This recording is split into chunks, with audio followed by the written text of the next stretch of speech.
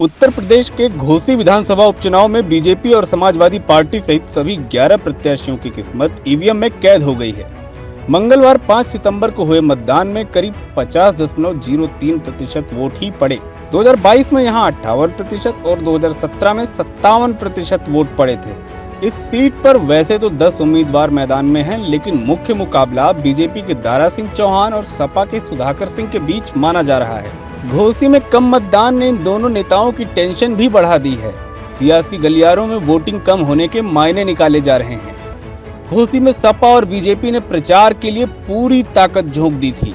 बसपा के चुनाव से दूरी पर दोनों दलों के प्रत्याशियों के बीच ऊहापोह की स्थिति बनी हुई है। सवाल उठ रहे हैं कि आखिर दलित वोट किसके पाले में गए हैं, कितनों ने नोटा दबाया है। ऐसे में इन्हीं के रुख पर बाजी तय होने की चर्चा है। पहली बार इटावा मैनपुरी से बाहर किसी उपचुनाव में सपा के रामगोपाल यादव घर घर वोट मांगते देखे गए थे। वहीं बीजेपी ने दोनों उप मुख्यमंत्रियों समेत करीब 2 दर्जन मंत्रियों को फील्ड में उतार रखा था।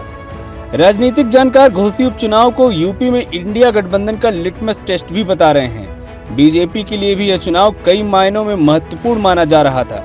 ऐसे में कम वोट प्रतिशत ने सबकी धुकधुकी बढ़ा दी है। घोसी उपचुनाव में मायावती की पार्टी बीएसपी ने दूरी बना रखी थी, लेकिन अंतिम वक्त में पार्टी के ऐलान ने सबको चौंका दिया। बीएसपी ने अपने वोटरों से वोट न करने की अपील की। आपको बता दें, 2022 के चुनाव में बीएसपी उम्मीदवार को करीब 55,000 वोट मिले थे। अब तक बीएसपी के कोर वोटर्स बीजेपी में शिफ्ट होते रहे हैं। 2022 में बीएसपी के 6% वोट एनडीए में शिफ्ट हो गए थे।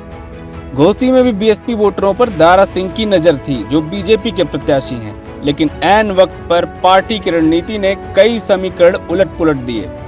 घोसी में सपा और बीजेपी ने अपने उम्मीदवारों के समर्थन में पूरी ताकत झोंक दी थी।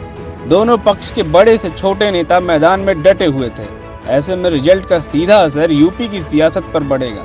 जो भी पार्टी जीतेगी वो इस जीत को सीधे तौर पर 2024 से जोड़ने की कोशिश करेगी, क्योंकि 2024 चुनाव की घोषणा में अब बमुश्किल 6 महीने का वक्त बचा हुआ है।